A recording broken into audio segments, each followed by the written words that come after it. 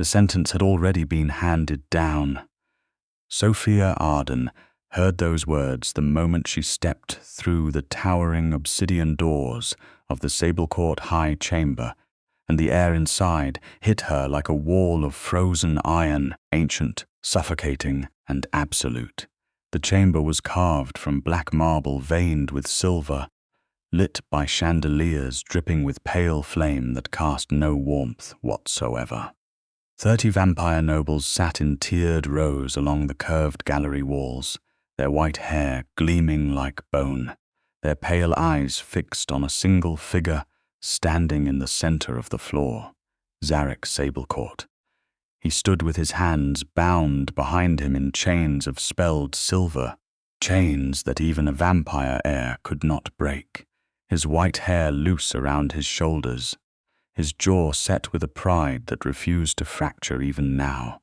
He was tall, immaculately dressed despite the chains, wearing a dark coat that had clearly been torn during whatever struggle had preceded this moment.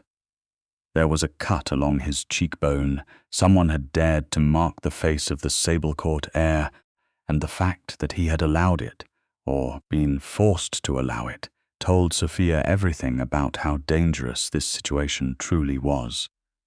"The sentence stands," declared Magister Voss from the raised dais at the head of the chamber.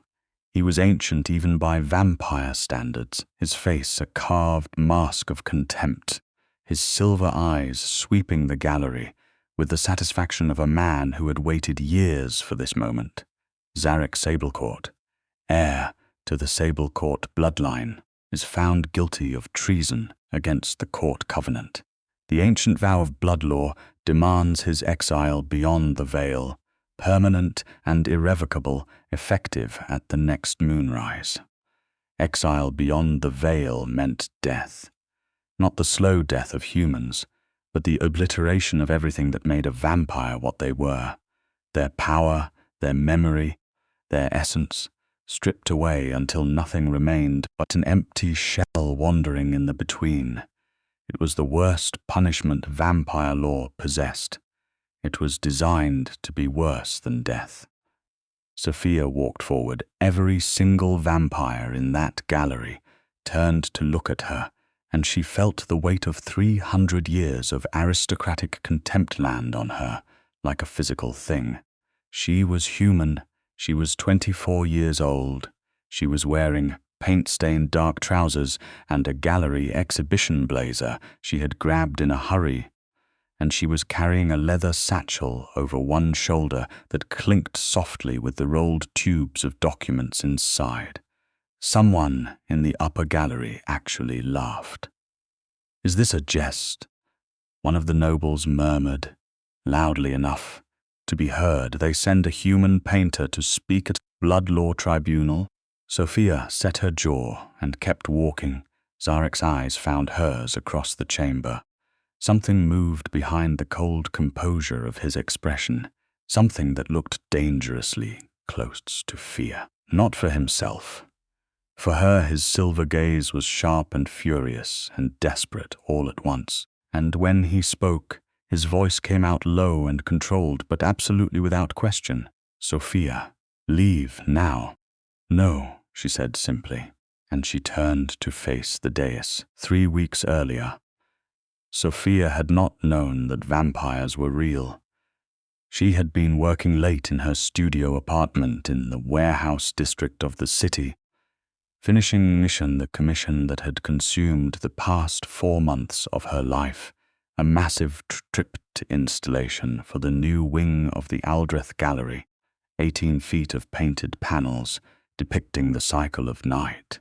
She worked with meticulous detail, building layers of texture into her paintings that most viewers could not consciously name but always felt. That quality that made her work sell at figures that still surprised her, and that had earned her a reputation in certain circles as someone whose art contained something that normal technique could not fully explain.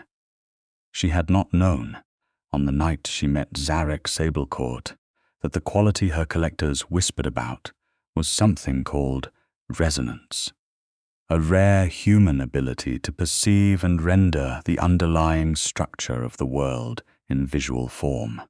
She had not known that this ability was extremely valuable to vampires, for reasons tangled up in ancient blood law and the coded legal documents that governed vampire society. She had not known any of this, because the vampire court operated in a world layered precisely beneath the human one, invisible by design, sustained by centuries of careful concealment. What she had known was that someone had broken into her studio at 2 a.m, and that someone had not been human.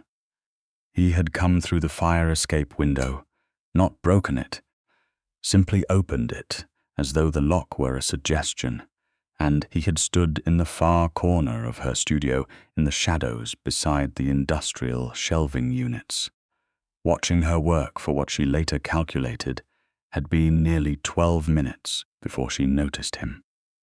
This fact alone told her something about her level of focus when she was painting, and it told her something about him too, that he was capable of stillness so completed, registered to human senses as absence. She had thrown a jar of cadmium yellow at him.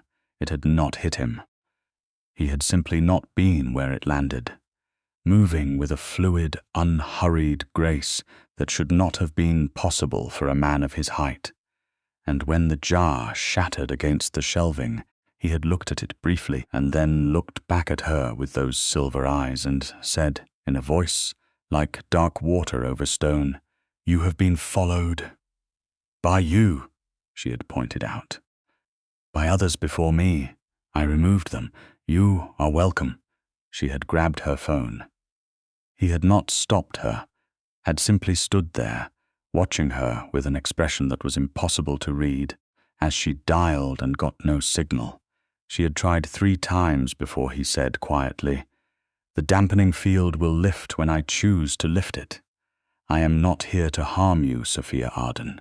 I am here because a painting you sold 18 months ago to the Corvault collection contains something that was not meant to survive. I need to understand how you put it there." She had stared at him. "I painted a landscape," she had said. "You painted a map," he had said, "and it is accurate, which means either you are a deliberate agent of someone extremely dangerous, or you are something far more interesting, a resonance artist who does not know what she is." That was how it had begun. Zarek Sablecourt had spent the next 6 hours in her studio, not threatening her, not compelling her. She would learn later that compelling a resonance artist was considered both useless and deeply dishonorable in vampire society, but explaining. He told her about the courts. He told her about the covenant, the body of blood law that governed vampire society across all its hidden jurisdictions. He told her about resonance artists, who appeared rarely among humans, perhaps once per generation, and whose ability to perceive the structural truth of things extended naturally to the complex layered documents and encoded spatial records that vampire law used to govern territory, alliance, and bloodline inheritance. He told her that her painting, the one she had sold to the Corvault collection, had accurately rendered the spatial boundaries of a territorial agreement that had been declared destroyed and irrecoverable 400 years ago, which meant that the territorial agreement was not destroyed. It was somewhere accessible to her, somehow, which meant that someone in the current court power structure was concealing it, because its existence overturned 3 major alliances currently in force and potentially freed 2 bloodlines who had been bound under obligation for centuries. He had told her all of this, and then he had sat across from her at the paint-stained work table and looked at her steadily and said, "I am telling you this because you are in danger. You are also, potentially, the only person alive who can document what I have found. but I will not compel or coerce you. If you want me to leave and never come back, I will arrange for your protection at a distance, and you will never see me again." Sophia had looked at him for a long moment, this pale-skinned, white-haired, silver-eyed vampire who moved like something ancient and dangerous, and who had just spent 6 hours being scrupulously honest with her. And she had said, "Show me the painting." That had been the beginning of 3 weeks that had changed everything about the shape of her life. Zarek had brought her into the vampire court, gradually, carefully, always with her consent, and always with layers of protection she often did not see until they were needed. She had learned that he moved through the political landscape of the court with the precision of someone who had been navigating it since before her great-great-grandparents were born, and that his reputation was built on 2 things equally: absolute ruthlessness when his bloodline or his people were threatened, and absolute honor in every formal engagement. He did not lie. He did not deceive. He operated within the codes of vampire law with the kind of rigid precision that came not from fear, but from genuine conviction. She had found this fascinating before she found it dangerous, and she had found it before she understood it was the thing she would eventually love most about him. They had worked together every night for 3 weeks. He would come to her studio, always through the fire escape window which she had stopped locking, and they would go through documents together, Sophia using her resonance ability to read the spatial and structural layers embedded in vampire legal texts that no vampire eye could fully pass. She was, Zarek had explained with something that sounded almost like awe, reading the actual architecture of their agreements, the way they had been constructed, the way they fit together, and where they contradicted, and where old erasures had been made that left traces in the negative space, the way pencil underdrawing left traces beneath oil paint. She had started to understand, in those 3 weeks, the shape of the conspiracy that was being woven around Zarek. Magister Voss had been planning it for a long time. The charge of treason was built from a set of fabricated documents that Sophia could see the fabrication in as clearly as she could see forged brushwork in a copy painting. The underlying structure subtly wrong, the proportions off in ways that only registered to someone who could read depth. But the fabrication was elegant enough that no vampire in the court could have challenged it, because no vampire possessed the ability to read structural truth the way she could. This was why Voss had moved when he had. He had learned, somehow, through an informant Sophia and Zarek had not yet identified, that Zarek had found a resonance artist and was working with her. He had moved to eliminate Zarek before Sophia could document what she had found, bringing the tribunal date forward by 2 weeks in a procedural maneuver that was technically legal under blood law. The night before the tribunal, Zarek had come to her studio, and she had known immediately that something was wrong because he sat down at the work table without his usual precise composure and put his hands flat on the surface and looked at them instead of at her. "The tribunal is tomorrow," he said. "I know," she said. "Sophia," he looked up. His silver eyes were very still, which she had learned meant he was working hard to keep them that way. "What I am about to ask you is, I am aware it is too much. I have no right to ask it. You have already given more to this than I had any right to expect. And what I am about to propose puts you at a level of risk that I—" "Ask me," she said. He was quiet for a moment. "I need you to come to the tribunal. I need you to present what you have found, not through a vampire intermediary, directly, as a recognized legal witness under blood law covenant which will require you to formally register as a resonance practitioner with the court, which will bind you to certain protections and obligations under ancient vow." He paused. "The protections are real. I would not tell you they were real if they were not. But the process of getting you into that chamber and keeping you safe while you speak will be. It is not without danger." Sophia had looked at him across the work table. She had been thinking about this for 3 days, ever since she had understood where the evidence was pointing and what it would require. She had been thinking about it while she painted, while she tried to sleep, while she sat in her studio in the dark hours before he arrived, and felt the peculiar weight of a world she had not known existed pressing against the ordinary surface of her life.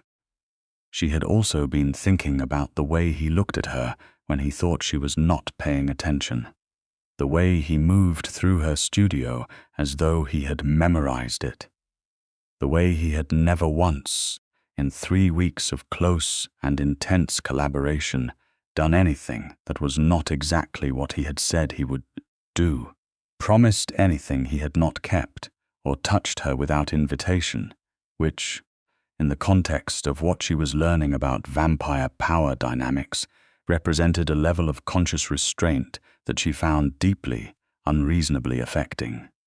"Yes," she had said, "I will come."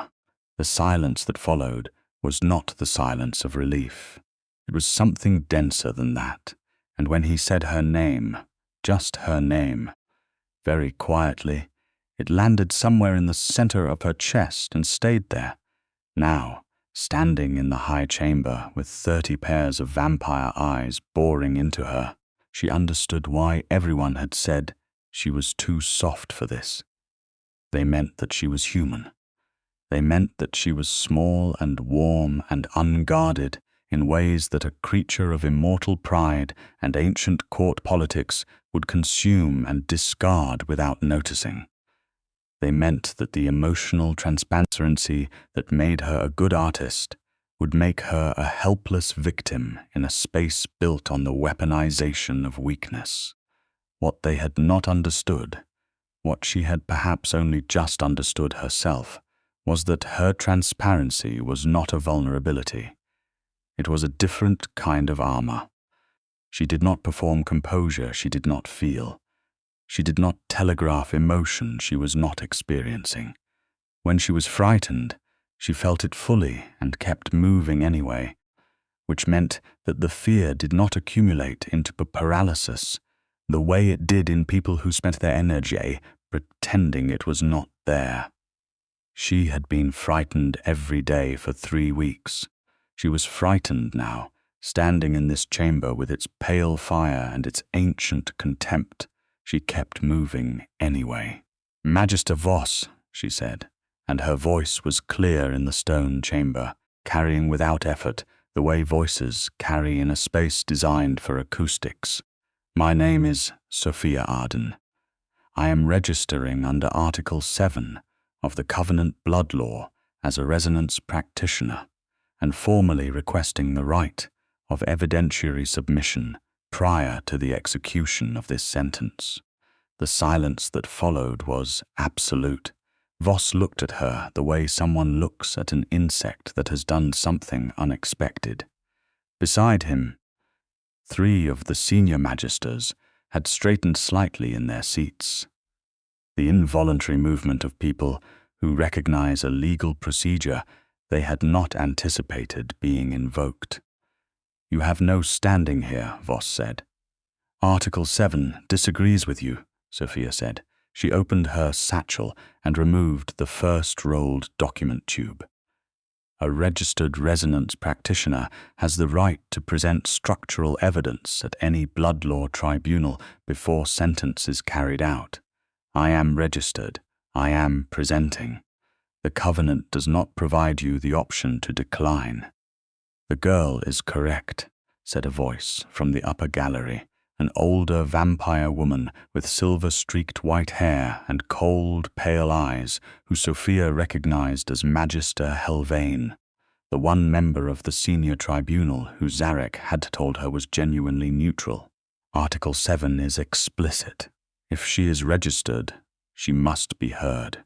Voss's expression did not change, but his eyes moved to Zarek, and what was in them was not contempt.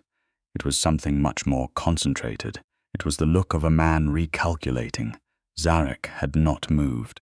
He was watching Sophia with an expression she had never seen on his face before. Something raw and controlled at the same time, like a wound covered with steady hands.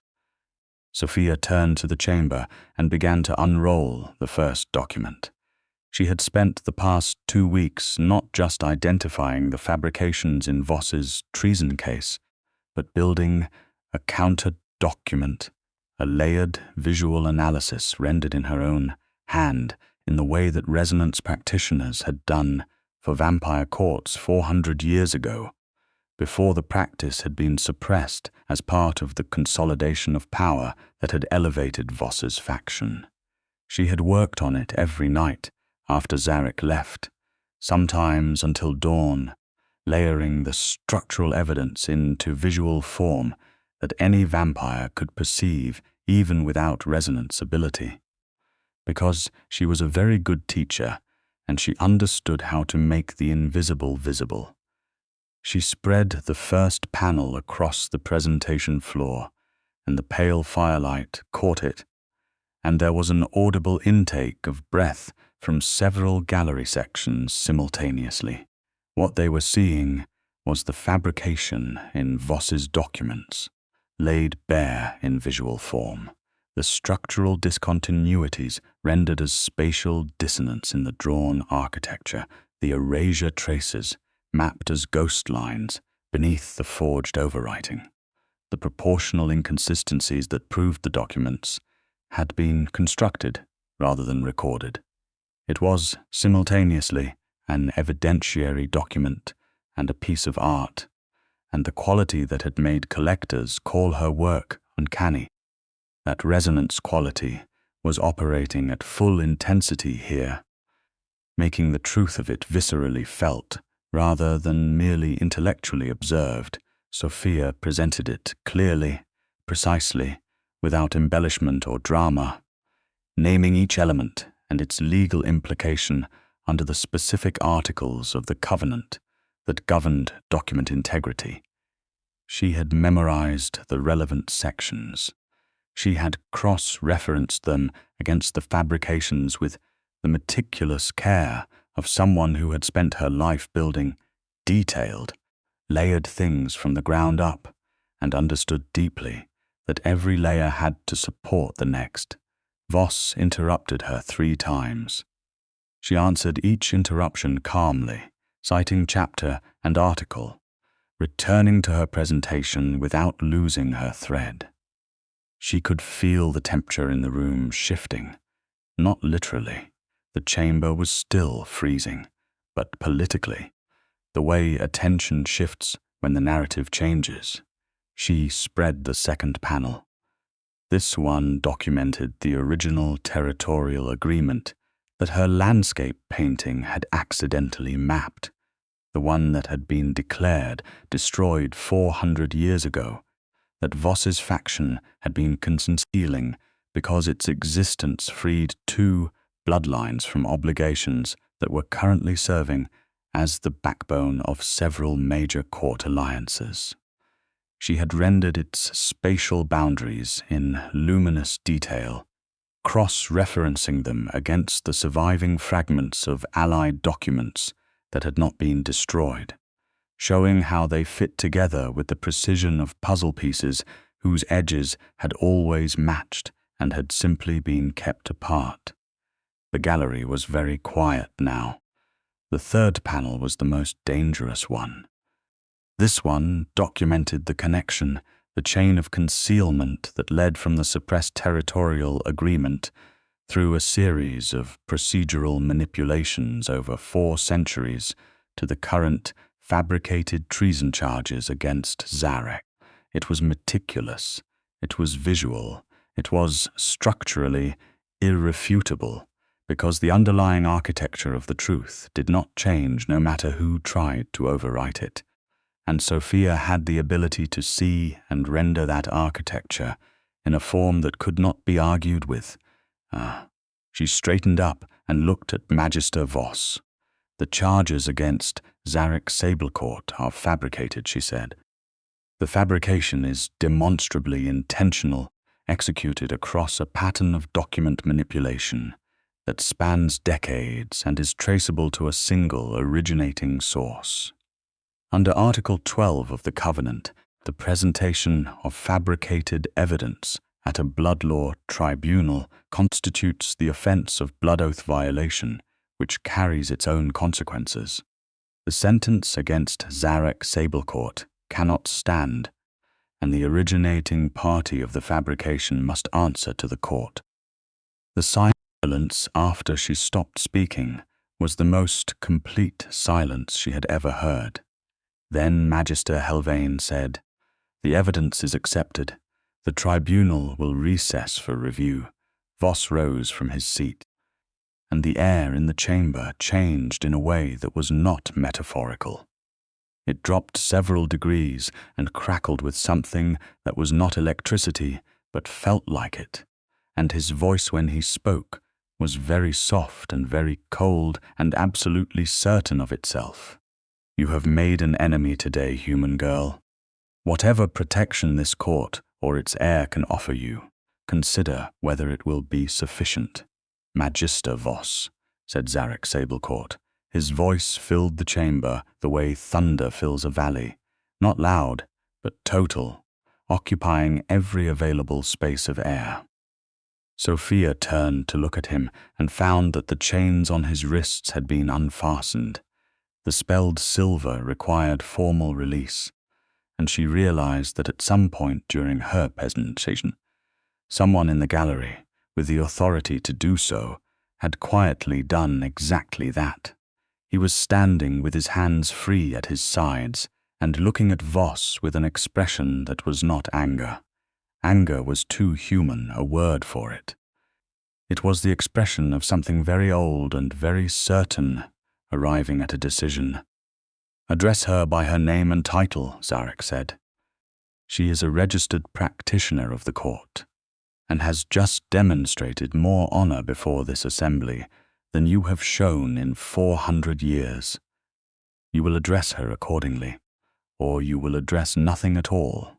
The threat in that last sentence was not subtle. It was not meant to be. Voss looked at Zarek for a long moment, and then at Sophia, and then he turned and left the chamber through its side door, and 3 of his closest allies followed him without a word. The recess lasted 4 hours. Sophia spent most of it in a small anteroom off the main corridor, sitting on a stone bench that was not comfortable, drinking tea that had appeared from somewhere and was not very good, and managing the process of her hands, shaking by setting them flat on her knees and breathing slowly the way she did, when a painting was going wrong and panic was not useful. She had held herself together through the presentation with the focused intensity of someone who knew that falling apart was a thing she could do later, privately when the stakes were lower.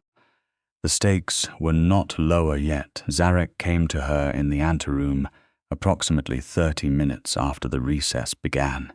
He came in without knocking, which she forgave, because he looked like a man who had been walking very fast and had covered the distance from wherever he had been in a way that suggested controlled urgency.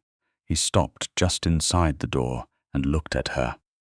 "Are you injured?" he said. "No," she said. "Are you?"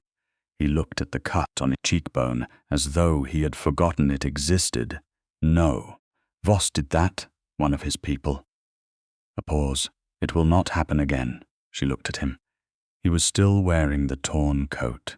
His white hair was loose and slightly disheveled, and he looked in this small stone room in the dim light, less like the contained and precise person she had spent 3 weeks working beside, and more like something stripped back to its essential nature, dangerous and honest, and, she thought, slightly undone in a way he was not accustomed to being. "You told me to leave," she said. "I am glad I did not." "So am I," he said quietly. And there was something in the way he said it that made the words heavier than they should have been. He crossed the room in a few steps and sat beside her on the bench, close enough that she could feel the cold that came off him, which was not unpleasant in the way she had expected it to be, the first time she had noticed it, but instead felt like standing near an open window on a clear night. He said, "What you did in there was, Sophia, you need to understand what that cost you."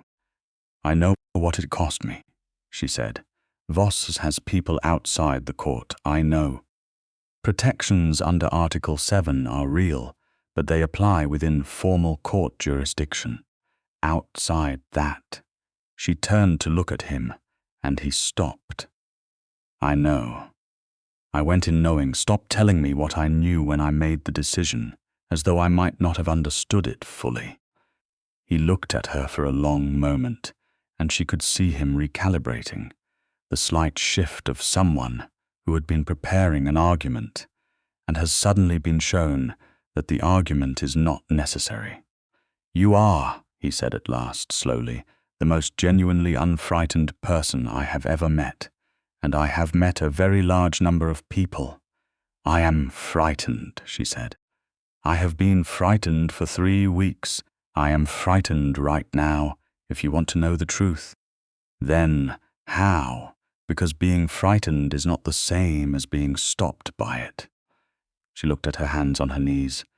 "That is what you all got wrong about me. You thought soft meant breakable.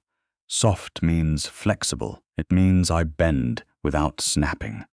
I have spent my whole life building things that people said were impossible with the materials I had. And what I learned was that you do not need to be rigid to be strong. You just need to know what you are actually made of." The silence in the room was warm, in a way the rest of the court was not. Zarek was looking at her with an expression she could not have painted, not because it was complex, but because it was complete.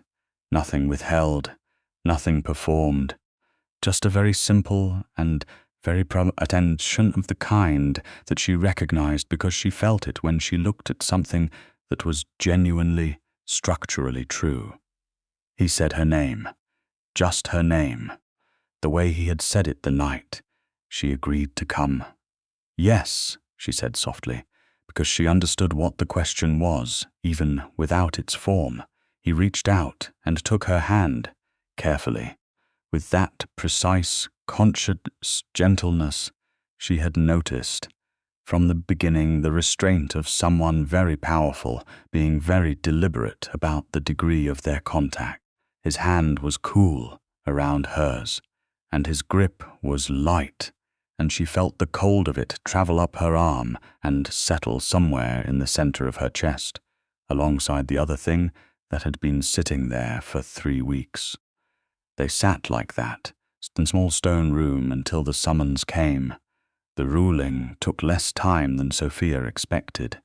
Magister Helvane delivered it, standing at the center of the chamber floor, in the spot where Zarek had been standing in chains 2 hours before, with the other 2 neutral magisters flanking her, and the Voss-aligned members of the senior tribunal notably absent. The fabricated documents were formally nullified. The treason charges against Zarek Sablecourt were vacated. The suppressed territorial agreement, Sophia's landscape painting, and the documentation she had built from it were entered into the permanent court record as recovered historical evidence, and a formal investigation into the origin of the fabricated documents was opened, with jurisdiction assigned to the neutral magisters with full court authority to compel testimony, Voss was not present to hear this, which was not an accident. The warrant for his formal appearance before the investigative tribunal was issued in absentia, which meant he had fled the court's jurisdiction, and the investigation would need to find him. This was, Magister Helvane told Sophia privately afterward, not unusual in these cases, and not ultimately an obstacle. The Covenant's reach was long, and the blood law warrant carried weight in every jurisdiction where vampire society had a presence. What it meant in practical terms was that Voss was loose, which meant that the threat he had voiced before leaving was not an abstract one. Zarek understood this before Sophia did, and had already been moving on it before the formal ruling was delivered. She discovered this when, after the ruling was complete and the gallery was emptying, he appeared at her side and said in a low voice, "I need to take you somewhere safe tonight." "Where?" "The Sablecourt residence. It is the most secure location within court jurisdiction, and Voss's people cannot reach it without triggering a blood law violation that would." He stopped himself. "It is the safest place.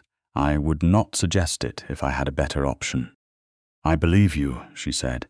"You do not need to, Zarek." "I believe you. Let us go." The Sablecourt residence was not what she expected, and she had spent 3 weeks adjusting her expectations upwards significantly. So this was notable. It was located in the same city she had always lived in. That much she had known. But the access point was a door in the basement of a building she had walked past 100 times, which opened onto a private descent that delivered you to a level of the city that did not appear on any map she had ever seen. It was enormous. That was the first impression, not oppressively so. Not in the way of things built to intimidate, but in the way of things built by people who had simply accumulated a great deal of life and needed room for all of it. The ceilings were high and vaulted in the old style. The floors were dark stone, polished to a reflective warmth, and the walls were hung with art that she immediately could not stop looking at. Pieces she had never seen before, from periods and artists she recognized, and others she was certain she had never encountered. And the quality of it all was extraordinary in a way that made her fingers itch for her brushes. Zarek noticed her looking. "You can explore as much as you wish," he said. "This is your home for as long as you need it to be."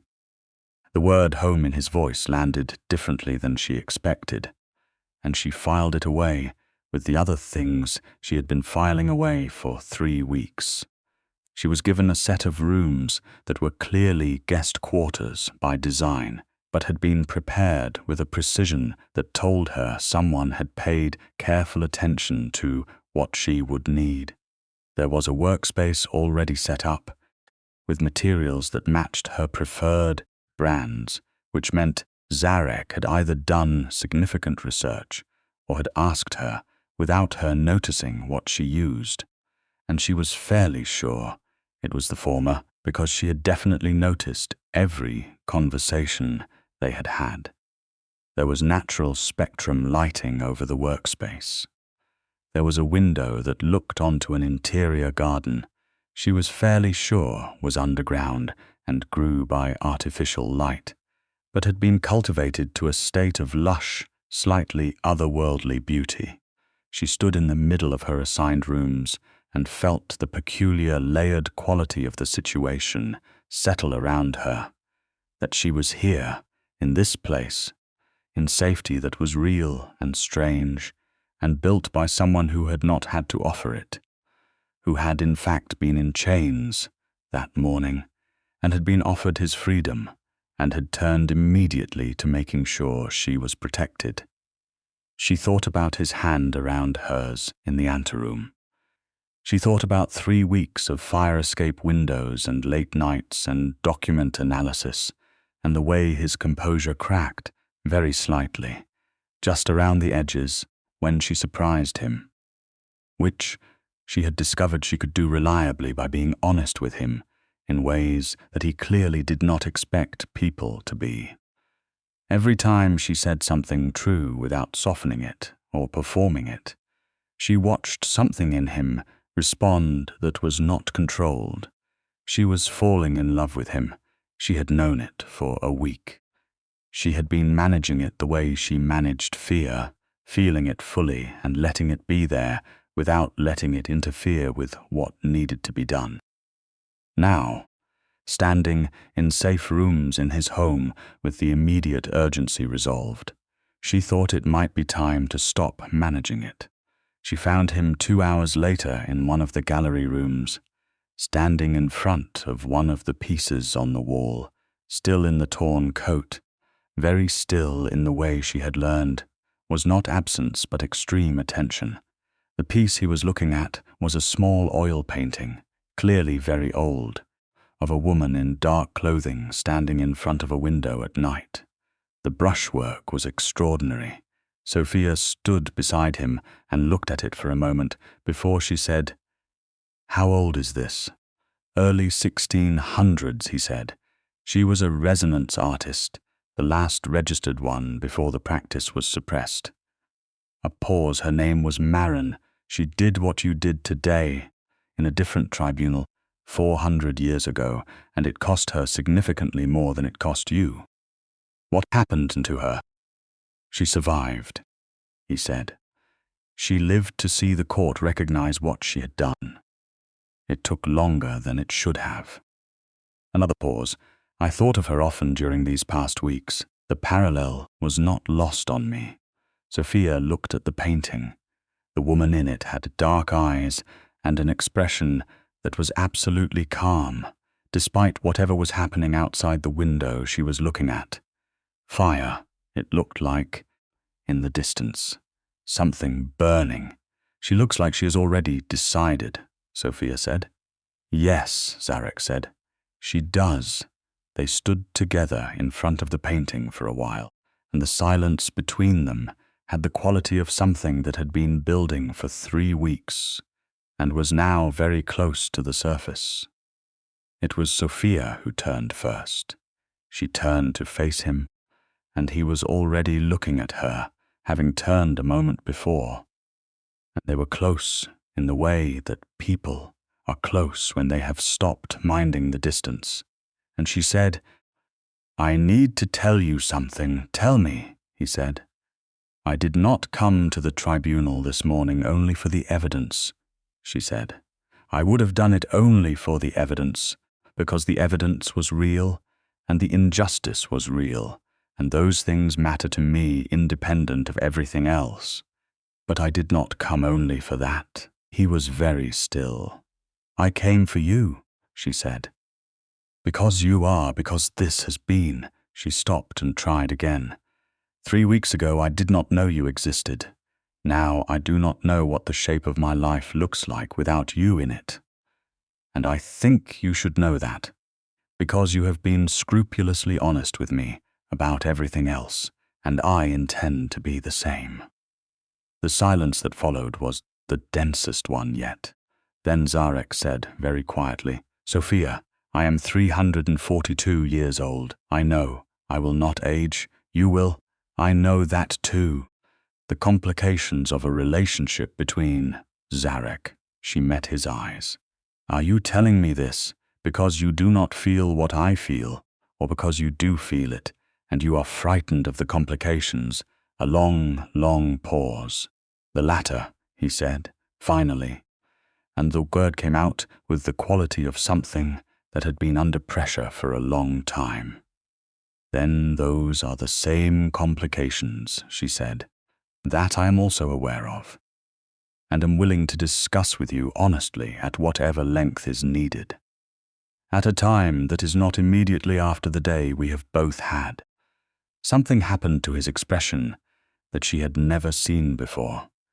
It was not quite a smile, not quite anything she had a name for, but it moved through his entire face and changed it in a way that made him look very briefly closer to 34 than 342, and she felt it like a physical impact. "You are extraordinary," he said. "So are you," she said, "and you are also wearing a very torn coat. You should probably change it." He laughed. She had never heard him laugh before. It was brief and genuine, and it did something irreversible to the region of her chest. The next several days were quieter in terms of external danger, though not in any other sense. The court's investigation into Voss moved steadily forward. The neutral magisters were thorough and had the authority to compel cooperation from anyone who had been party to the fabrications, and the network of document manipulation that began to unravel was larger than even Zarek had estimated. 3 of Voss's longtime allies formally surrendered their involvement in exchange for reduced sanctions. 2 more were found to have been coerced rather than willing participants and were given protected status. Voss himself remained at large.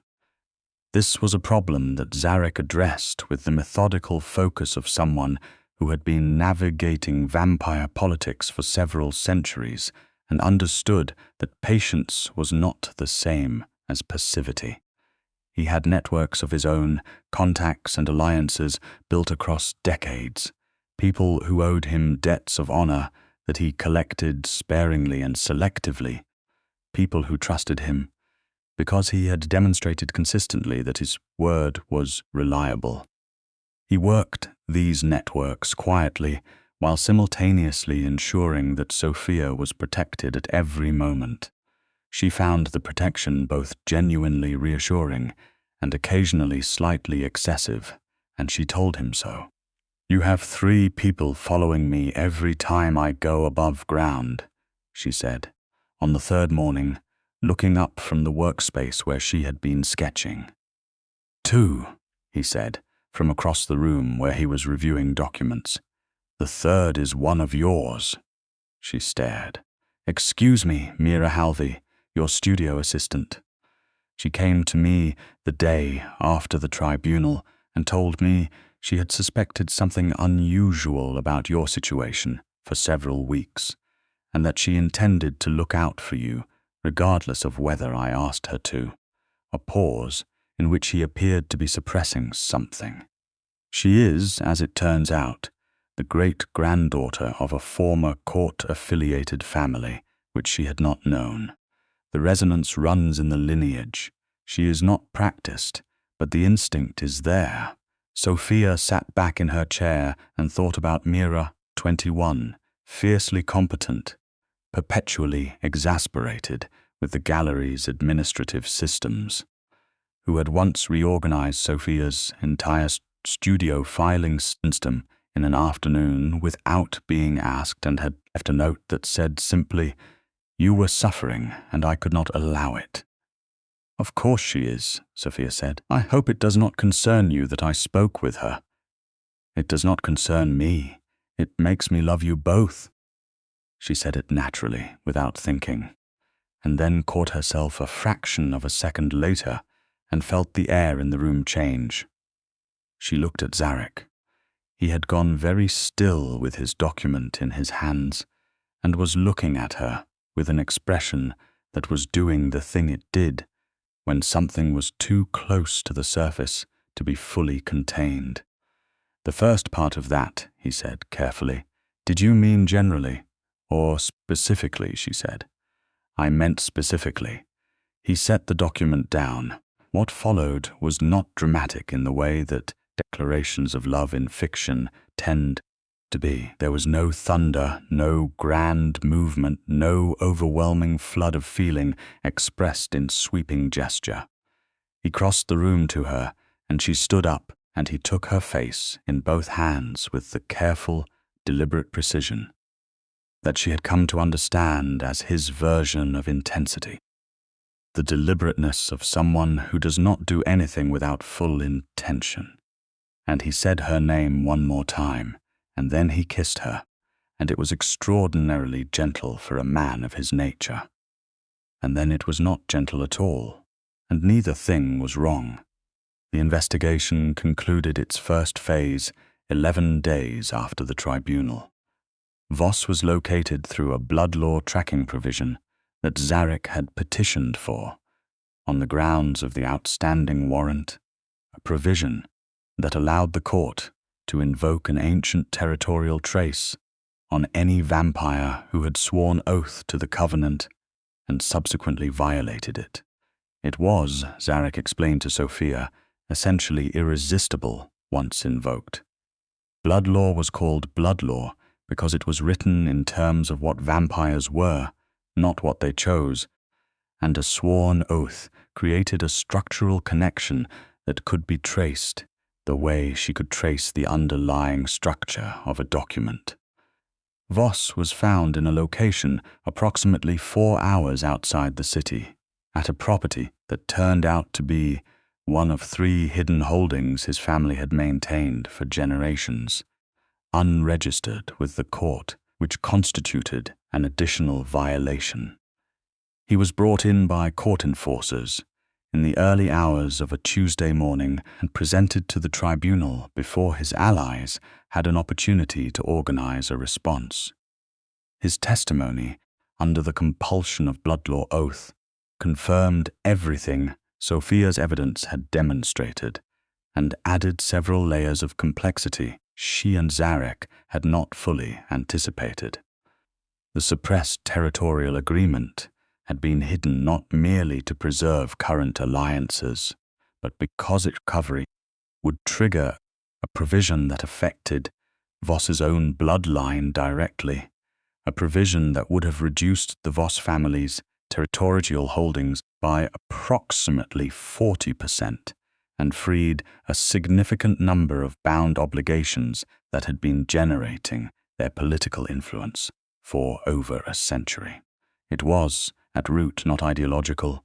It was fear, 400 years of elaborate deception driven by the fear of losing power.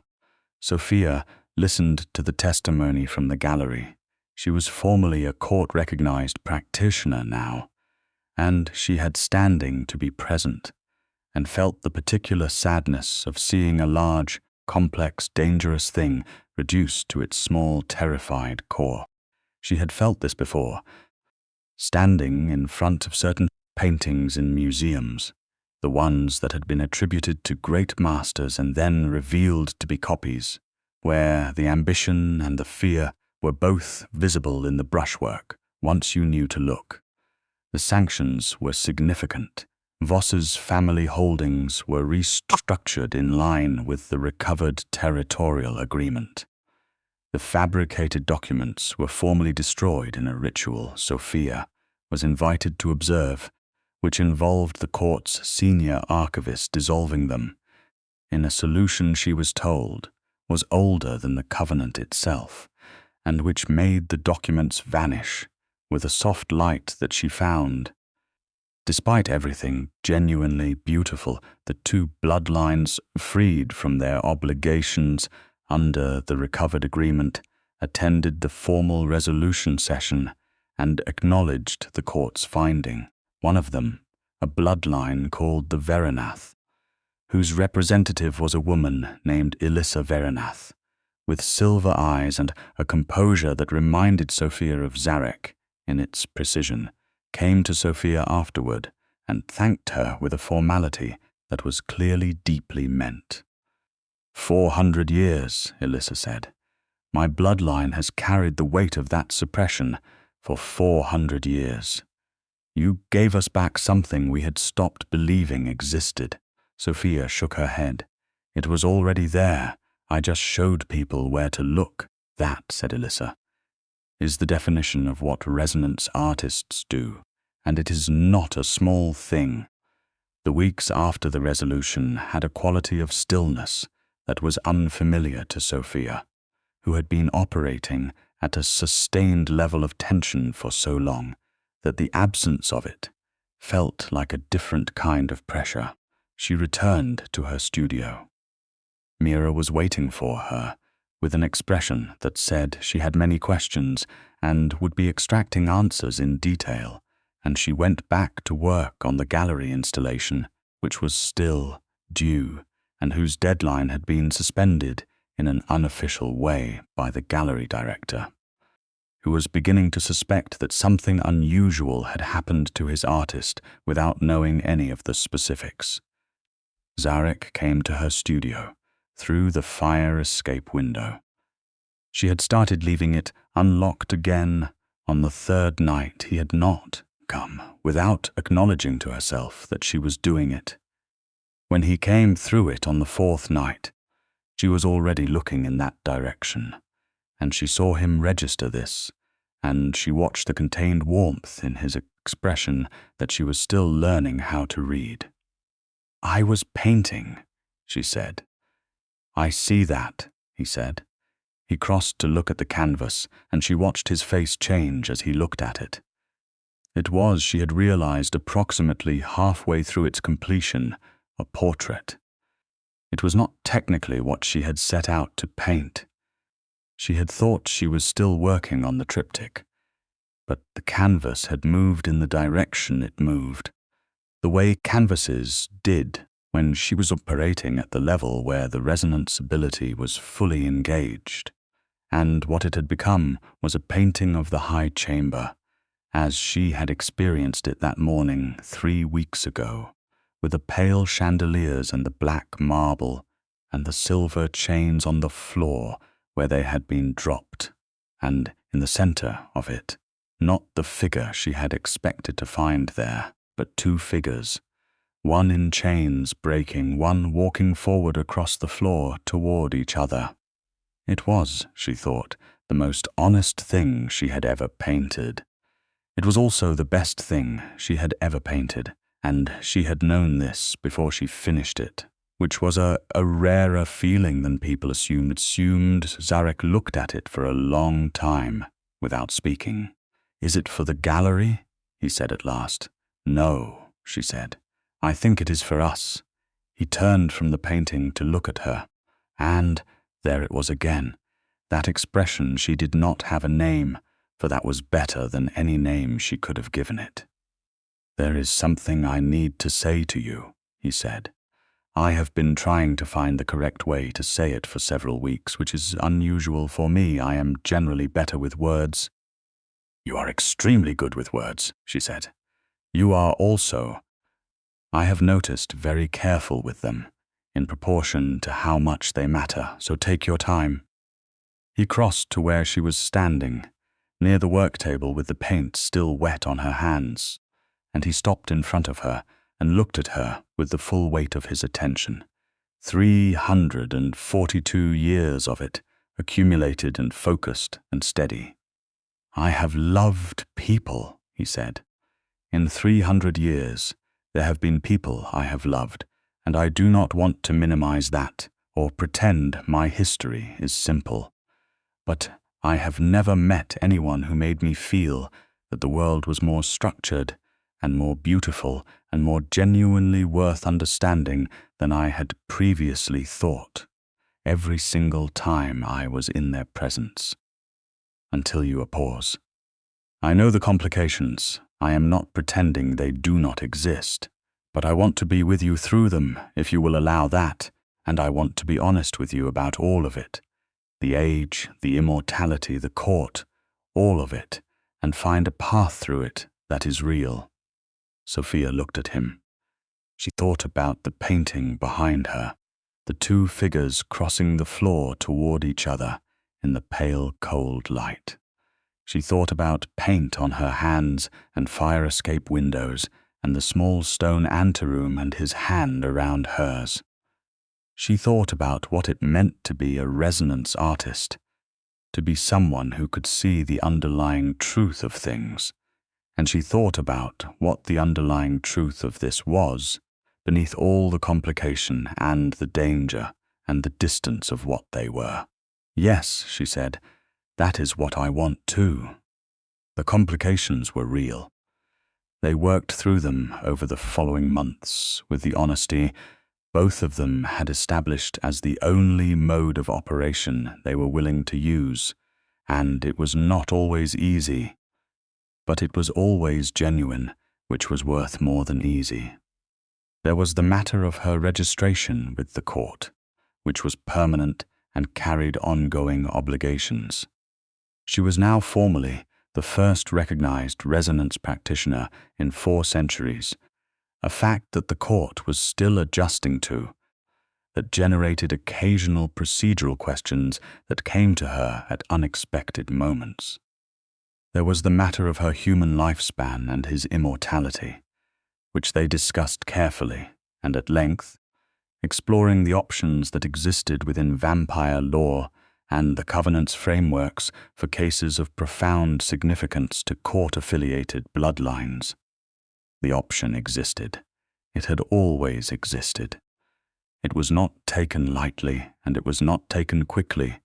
It was a decision that required genuine and fully informed consent from both parties, and that neither of them was willing to rush, because rushing a decision of that magnitude was exactly the kind of thing that damaged the real thing rather than protected it.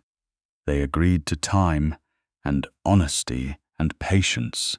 Mira, for her part, continued working as Sophia's studio assistant and had begun to quietly investigate her own resonance heritage, guided by an elderly Verinath archivist who had offered assistance with characteristic vampire formality and genuine enthusiasm. She told Sophia one afternoon, over coffee in the studio, that she had not been surprised at all by any of it. "You always painted like you could see through things," Mira said. "I just did not know what things." The gallery installation opened on a Thursday evening in late autumn, 8 months after the tribunal, and it was the best thing Sophia had ever publicly shown. The triptych completed with a depth and clarity she had not had before, each panel resonant in the way her work had always been, but more deliberately so now, as though she had stopped managing the ability and simply allowed it to operate at full intensity. The gallery director was openly overwhelmed. 3 collectors she had never worked with approached her within the first hour.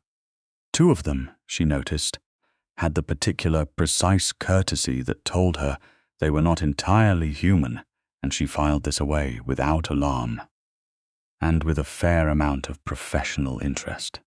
The 4th panel, the one that was not technically part of the commissioned triptych, the portrait of the chamber, was hung on the far wall of the gallery room in a separate lighting pool, not for sale, labeled simply with the artist's name and a date, and people stood in front of it for a long time without always being able to say why it affected them the way it did. She overheard a couple discussing it near the end of the evening, the woman saying that it felt like something true, the man saying he did not know what it meant, but he could not look away.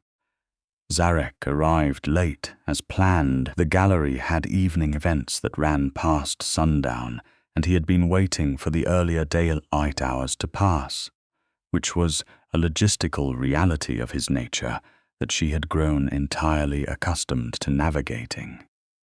He came in through the main entrance, rather than any back window, which she appreciated, and he was dressed as he always was in formal settings, dark, precise, regal in the particular way that 3 centuries of knowing exactly who you were produced in a person, and he moved through the gallery space with his white hair and pale eyes and the kind of presence that made people move out of the way without quite knowing why they were doing it.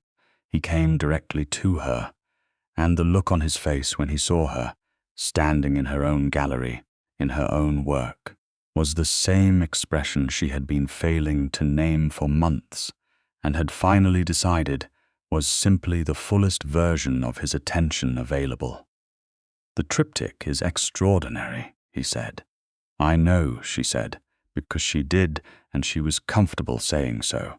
"The 4th panel is the best thing I have ever seen," he said quietly.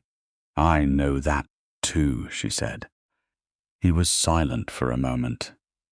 They were standing close together in the gallery space, surrounded by the slow movement of the crowd and the beautiful light and the work she had made, and she felt the rightness of this so clearly that it registered the way underlying structures registered, not as an emotional impression, but as something she could read with the part of her that read truth.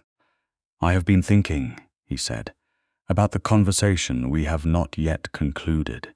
She knew which conversation he meant, and "Have you reached a conclusion?"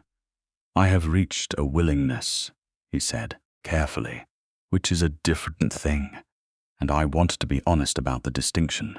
I am willing, I am more than willing, but it must be your choice entirely, and I will support whatever choice you make, including the choice to simply be as we are indefinitely." Sophia looked at him. She had been thinking about it too.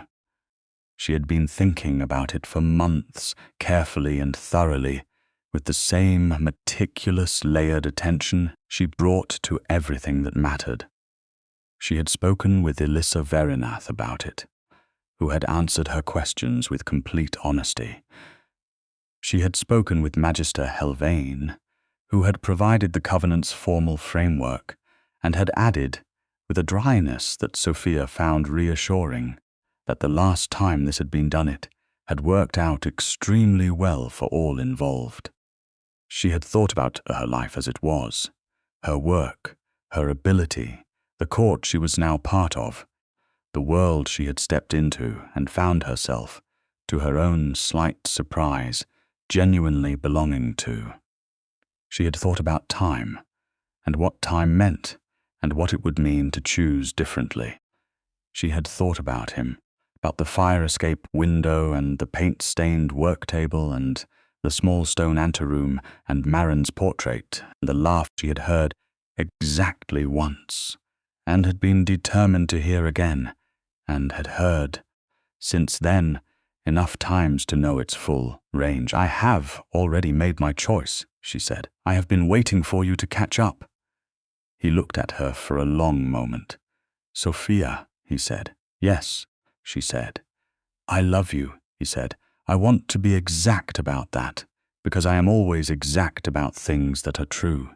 I love your honesty and your stubbornness and the way you walk into rooms that are designed to frighten you and just keep going.